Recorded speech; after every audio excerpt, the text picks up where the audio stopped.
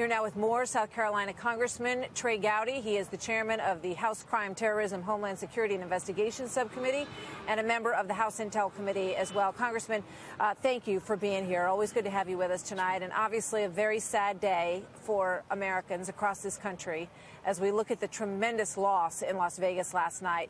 Your thoughts, sir? It's really impossible to fathom a massacre on this scale, Martha. And, primarily our thoughts and prayers and our hearts are frankly broken for the lives that are impacted. But my heart's also broken for my fellow Americans who now know movie theaters are not safe and churches aren't safe and schools aren't safe and office buildings aren't safe. And now outdoor country music concerts aren't safe. It is hard to imagine the depravity necessary, frankly, to take a single life in cold blood. But to do what this person did is a level of wickedness and evil that is really hard to fathom. You know, you've touched on something that I think is so frightening on such a gut level. This idea that there's fear in the country about doing all these things. And then I wonder that we've sort of reached a level where people people do go about their day. They do all these activities. And yet, are we getting to a point where we're, sort of becoming somewhat desensitized? Not to suggest that people aren't obviously very struck by this horrific attack, but that we've gotten used to this, that it's a new normal. Martha, I think what it is we just refuse to live our lives in fear. My wife and daughter and I went to a football game last Saturday. Of course, it entered my mind that there are 70,000 people in a stadium. There have been shootings at churches. Almost every place that we hold sacred or safe, or at least when I was growing up was sacred and safe, there's been a shooting at that place.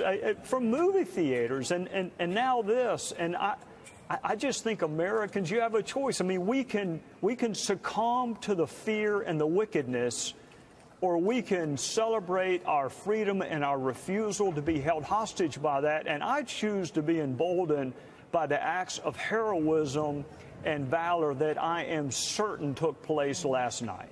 Yeah, I mean, we've heard those stories throughout the day, and I know we're going to continue to hear so many more. There was a young woman this afternoon who just said, I want to thank the person who helped me when my boot got stuck as I tried to get over the fence, who just gave me that extra push and allowed me to get away.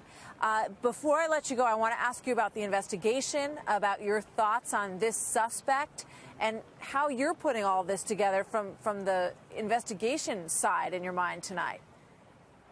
Well, it's an incredible level of premeditation that you don't ordinarily see. And it is difficult to believe that a single person could have done this without detection. So I hope what comes out of this is people, lots of crime is prevented because a non-law enforcement officer says something.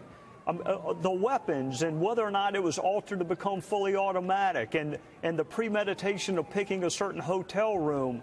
I think we're going to find someone along the way was suspicious, and they should have turned that suspicion into a phone call to law enforcement. It's an incredible amount of premeditation to not go detected. Yeah. Trey Gowdy, thank you so much, Congressman. Always good to have you on with us.